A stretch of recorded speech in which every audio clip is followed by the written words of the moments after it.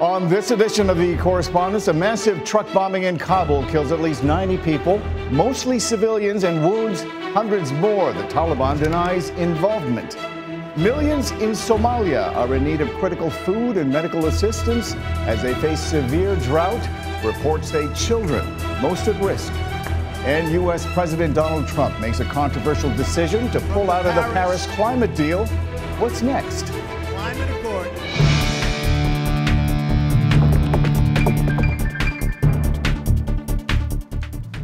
And welcome to the Correspondents on Voice of America. I'm Millar Sega in Washington. Well, Afghanistan is mourning the victims of a massive truck bomb that exploded Wednesday in the diplomatic section of the capital, killing at least 90 people and wounding more than 400. The bomb ripped through the central Wazir Akbar Khan area of Kabul, home to foreign diplomatic missions and government offices, damaging dozens of vehicles and surrounding buildings. Now, Afghan officials say the explosives were packed in a sewage tanker. Most of the casualties were civilians, but the dead include Afghan security guards. There was no immediate claim of responsibility, and the Taliban has denied involvement. So who is responsible for this attack that apparently has already killed also 11 U.S. citizens? To help us answer some of those questions, we are joined on Skype from Islamabad by VOA Bureau Chief and Correspondent Aisha Tanzim, and here in Washington by former Afghanistan Service Chief Masood Farivar, also Central News correspondent. Aisha, let me get to you first. What is the latest situation there in Kabul? What is the death toll? And what is the mood in that part of the country? The death toll from the original bomb, as you said, is 90 plus. Local Afghan media is reporting 100 plus, but we are being a little more careful because the situation is still a little murky. A lot of people were in critical condition, but more importantly, today there was further violence in Kabul because there was a massive protest. People were angry at the lapses in security. Everybody wanted to know how a truck full of explosives could get to the area, which is heavily fortified, which is literally the green zone of Kabul, which is where all the embassies are. And police tried to control the crowds with water cannons and tear gas, and they couldn't, and eventually they opened fire. The protesters were trying to get to the presidential palace. Several people have been killed. Several more are wounded and in critical condition. We are not quoting the exact death toll because several local media outlets are quoting different figures. Our last update from the hospitals was at least 4 people, but local media is quoting a lot more. The Afghan authorities, particularly the Deputy Interior Minister for Security, said that it was important to control the crowds because people in the crowd had weapons. We don't have an independent confirmation of that, but mood in Kabul right now, people are really, really angry. They were chanting down with Ghani, down with Abdullah, down with US. So anger. And Aisha, that sort of brings up my next question, which you alluded to. This is one of the worst attacks in recent memory, and it happened so soon after a similar attack at a fortified military base as well. How could this happen in what is supposedly one of the safest sections there in Kabul? And that is the question everybody's asking because it's pointing out serious lapses in Afghan security infrastructure. After the bomb on Wednesday, the Afghan intelligence services were literally going with a microscope over the papers of all the first responders, all the people, the firefighters, the policemen who were there to help, just because they were scared that the militants have infiltrated them and they may be planning a secondary attack. So in Afghanistan, the situation's so murky right now, and a lot of attacks have had inside help that people are really asking what's happening with security and what's happening with finding out how a truck got to the green zone. Masood, does this raise any serious questions to you about security in the capital? Should they be worried? Should they be concerned about that? Yes, security has been an issue for years. It shows the challenge of actually stopping these types of attacks. I think as a result, what we'll see, greater security presence in the city and probably a few blast walls going up, but life will go on. Unfortunately, these attacks have become all too common. They have become all too common, and experts are saying this attack has all the hallmarks of a Taliban operation. Why is it that they're denying responsibility for this? Are there other groups that are capable of doing the same? Well, this is not really the first time that the Taliban have denied responsibility for an attack that has caused massive civilian casualties. It was clearly aimed at the hard target and looked like it was a bungled operation. But there are at least three candidates for responsibility for this. The Taliban is number one, the largest insurgency group in Afghanistan, followed by the Haqqani group. The Afghan government, of course, has officially pinned the blame on the Haqqani network. And the third candidate is the Islamic State, which operates in eastern Afghanistan, but has carried out a number of large-scale attacks, including in Kabul in recent months. So, Masood, when you say possibly a bungled attack, there must have been another target then, is what you're suggesting? It appears that way. I mean, the Taliban, as a matter of policy, do not deliberately target civilians. Although, the vast majority of civilian casualties in Afghanistan have been blamed on the Taliban and insurgent groups. So this is really a face-saving measure because so many civilians were killed. Yeah, I mean, they don't want to be associated with violence against civilians. Right. And Aisha, is there any doubt at all, at least in Afghanistan, who was responsible for this attack? Well, the Afghan intelligence agency, NDS, has, as Masood said, officially blamed the Haqqani network, and they've actually named the Pakistani intelligence agency, ISI, for the blame. The Afghan president has said foreign intelligence agency. So within Afghanistan, there's no doubt. Pakistan has officially denied the charges. They have said we were definitely not involved in this, and these kinds of blame games are not helping regional peace. The Taliban, as Masood said, the CCTV cameras show the truck was trying to enter a street that houses not just the German embassy, but the Indian embassy and the NATO compound. So probably the target was foreign embassies and the NATO compound, but it was stopped by Afghan police before it could reach its target. So it's possible that the attack was carried out by Taliban, and then they denied responsibility when they realized the number of civilian deaths. But do we have independent confirmation of anything? Not really. So, Masood, every time they blame Pakistan, I mean, this happens fairly often that Afghanistan will blame Pakistan for an attack that happens in Afghanistan. Is it likely that ISI, the intelligence arm of the Pakistani government, may have known or have been complicit in something like this? Is that beyond the ken? We don't know. There has been no evidence offered about this, and this is not the first time that the Afghan government has blamed the ISI for involvement in an attack of this scale. In fact, every time there has been a major suicide attack in Kabul, it's been blamed on the Haqqani network, which has historically had close links to the ISI. Tell me about the Haqqani network. What is important to know about the Haqqani network? They are part of the Taliban, but a different faction? Well, Mike Mullen, the former chairman of the Joint Chiefs of Staff, famously called them a veritable arm of the ISI, the Pakistani intelligence service.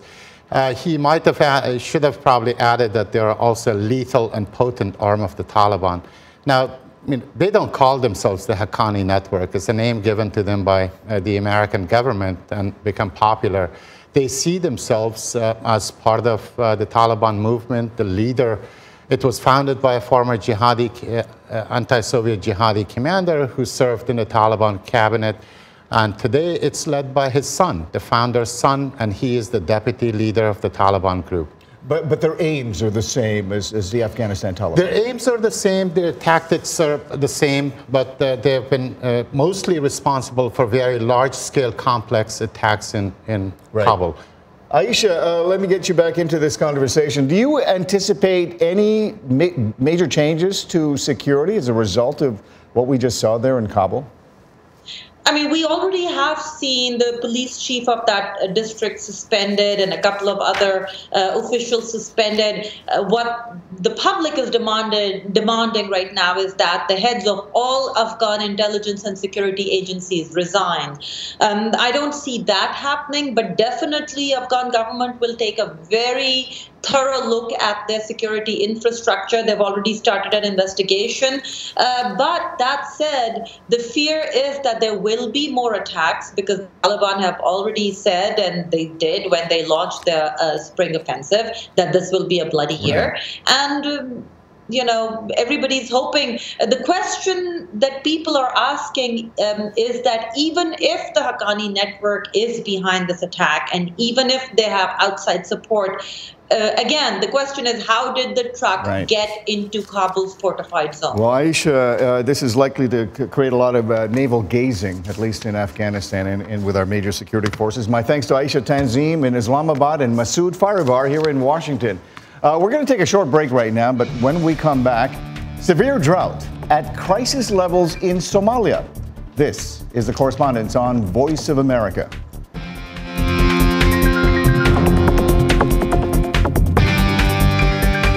News and notes. This is Living Better. And if you can drug it, then you can bring the potential or the health benefits of exercise to people who can't exercise. That's Professor Ronald Evans at the Salk Institute for Biological Studies, where scientists are working on an exercise pill, a chemical compound called GW1516 that tells the body to turn carbohydrates into energy and also to burn fat. You can keep going on fat for a long time as long as you can keep the sugar going to the brain. The researchers say that mice tested on the compound were able to run 100 minutes longer after getting the pill, and even mice who weren't exercised showed signs of better health from the drug. Evans says clinical human trials for the pill could begin within a year, and that it could bring valuable benefits to the elderly, obese, or those with conditions that prevent them from exercising. I'm Martin Seacrest for VOA's Living Better.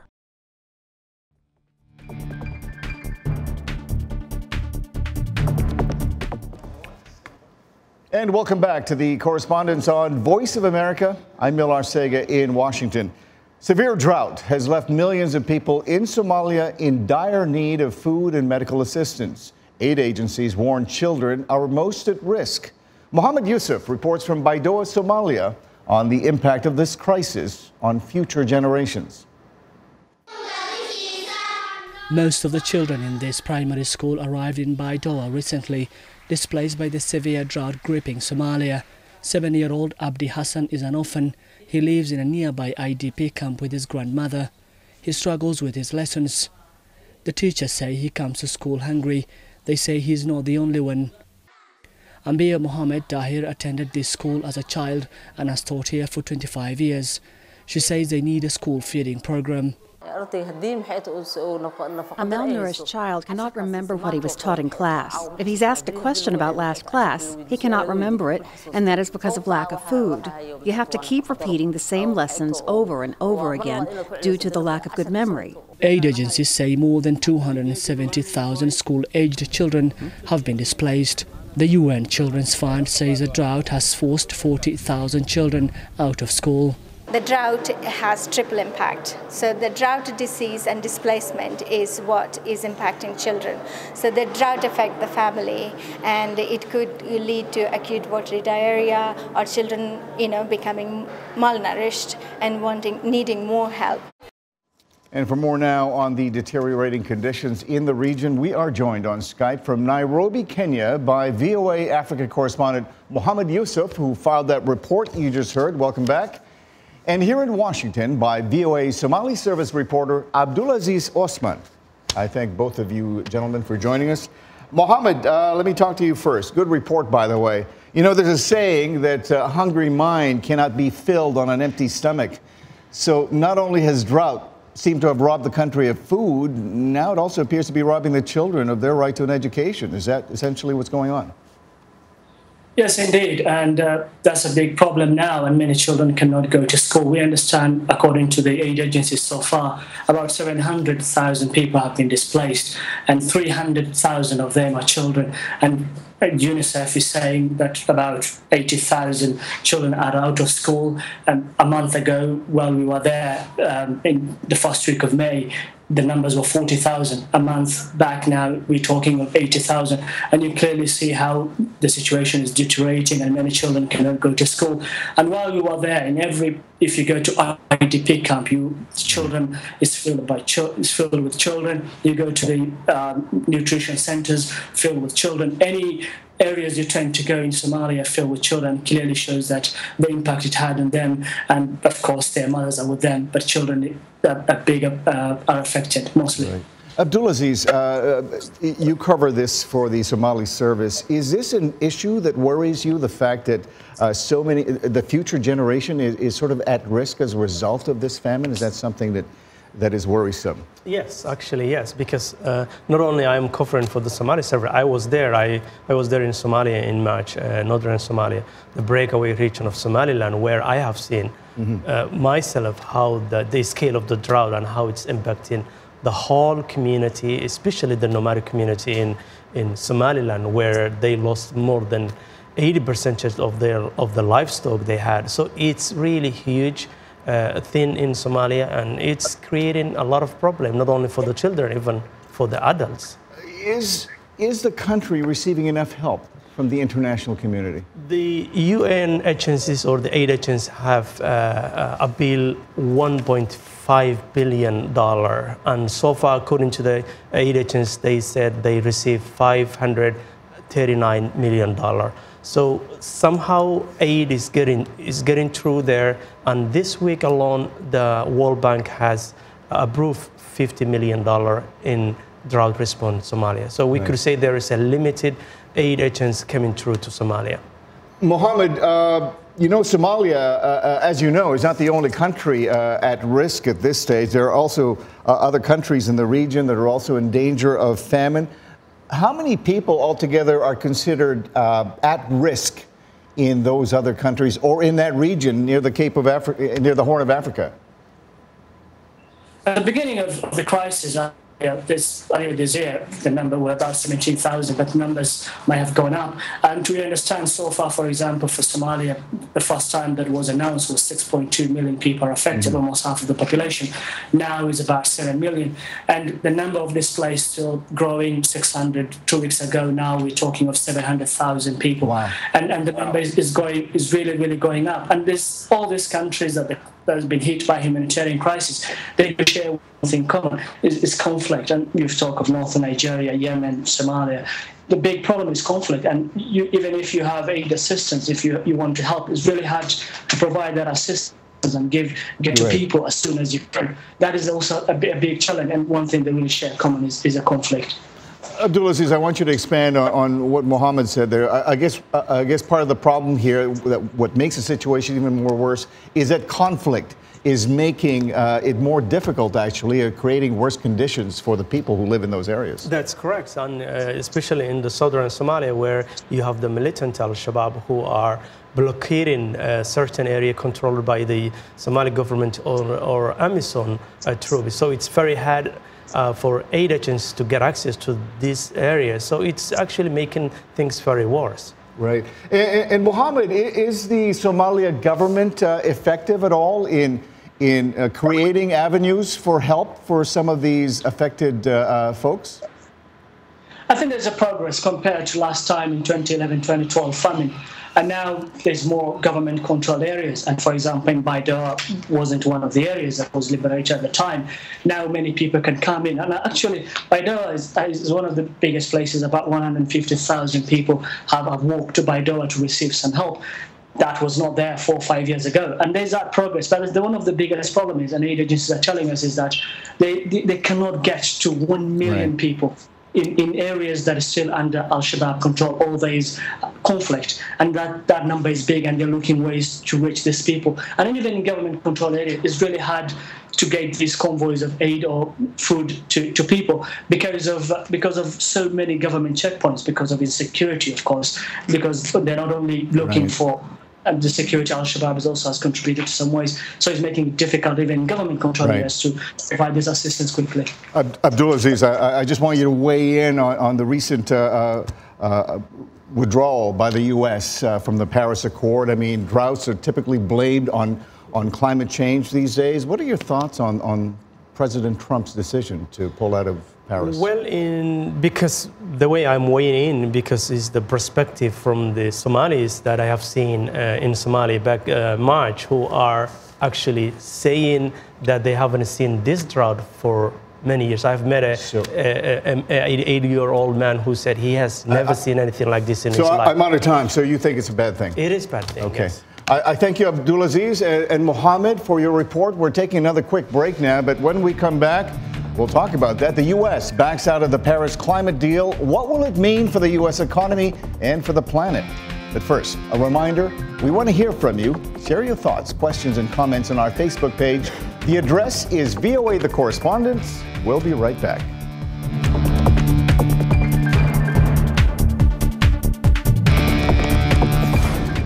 This is BizBeat. People from around the world have enjoyed the unique hand-carved sandwiches at Manhattan's Katz Deli for over 100 years. And during World War II, the New York delicatessen began shipping food and salami to young men in the Army. Today, the renowned deli, always filled with thick, stacked sandwich eaters, wants to try shipping their famous meats around the globe. Owner Jake Dell. I think one of the biggest challenges is keeping the taste the same as it goes in transit. The company still sends meats around the country, but figuring out a global distribution plan is still in the testing phase.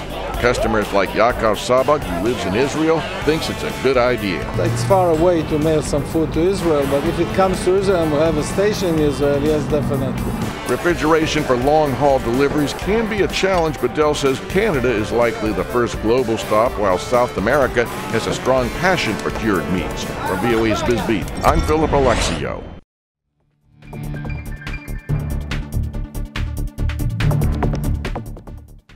And welcome back to the Correspondents on Voice of America. I'm Mil Arcega in Washington. Well, as you know, President Donald Trump made a controversial decision Thursday to pull the United States out of the landmark international agreement, the Paris Accord.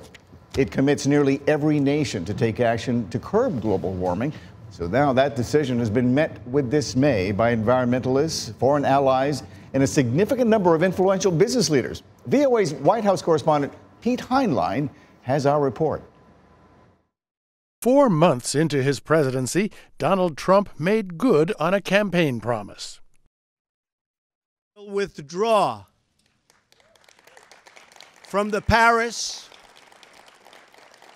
Climate Accord. He argued that the Paris Accord saddled the United States with onerous regulations that would stymie economic growth. Environmental activists and Obama administration officials were predictably disappointed at seeing years of hard work to bring the United States into a global climate pact effectively undone. The U.S. has always been the strongest and most progressive negotiator on that kind of equal playing field on this.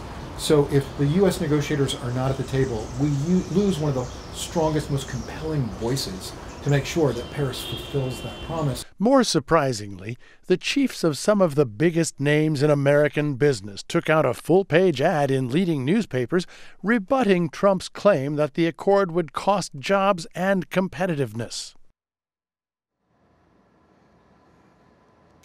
So what does this mean for the United States and for the rest of the world? Joining us now in the studio, VOA White House correspondent Pete Heinlein, who filed that report for us, along with VOA science and technology reporter Steve Baragona. I thank you both for joining us, gentlemen. Pete, as you said in your report, the outcry was predictable. But how does the president justify withdrawing from this accord that's been signed by nearly 200 other countries? There's only 3 other countries that did not join. Well, how does he justify it? He says it would be a big drain on our economy, on economic growth. You see, voters in America vote their pocketbooks, and he is hoping that he can grow the economy 3 to 4%, and in 2020, voters will say he's done a good job and we'll re-elect him. By the way, that 3 to 4% growth rate is something many economists have said is unlikely. But Steve Baragona, I want to get you to answer that point. Is remaining with the Paris Accord likely to hurt U.S. economic growth? I'll say that a lot of economists have said that trying to move into this clean energy economy actually creates a lot more jobs. I mean, right now, there's something like 50 to 60,000 coal jobs and something like 300,000 jobs in the solar sector alone. So the idea that pulling out that there's this contradiction between climate protection and job growth, a lot of economists say you can actually have both. Pete, I know you suggested that the president is following through on his promise to those who supported him in the election, but isn't it also true that most American polls suggest that the majority of Americans actually believe that climate change is real and that's something we can do about it? I think that is true. However, the majority of Republican voters may not. And the country is divided 50-50, and he is playing to his crowd.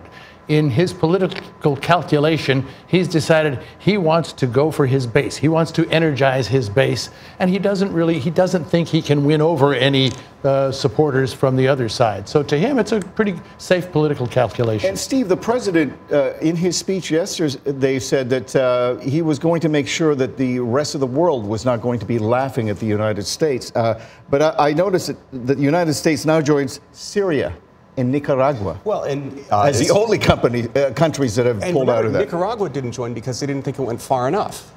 So really, and Syria has other fish to fry at the moment. So it really is an elite club that we're joining. So Pete, China recommitted itself, joined the European partners to basically say, we're standing behind you and we're going to go follow through on this Paris Climate Accord. Is there a danger here that we're leaving China an opening for greater influence on the world stage and we're being left behind? Is that something? Absolutely. World opinion is overwhelmingly in favor of the idea that we have to take immediate action to mitigate climate change. And by stepping back from the Paris Agreement, many people in the international community see that as abdicating our role as a leader in this fight. In fact, French President Emmanuel Macron actually did something that was kind of unprecedented. He spoke in English to Americans to talk about why this is the wrong decision. And he even said, make the planet great again.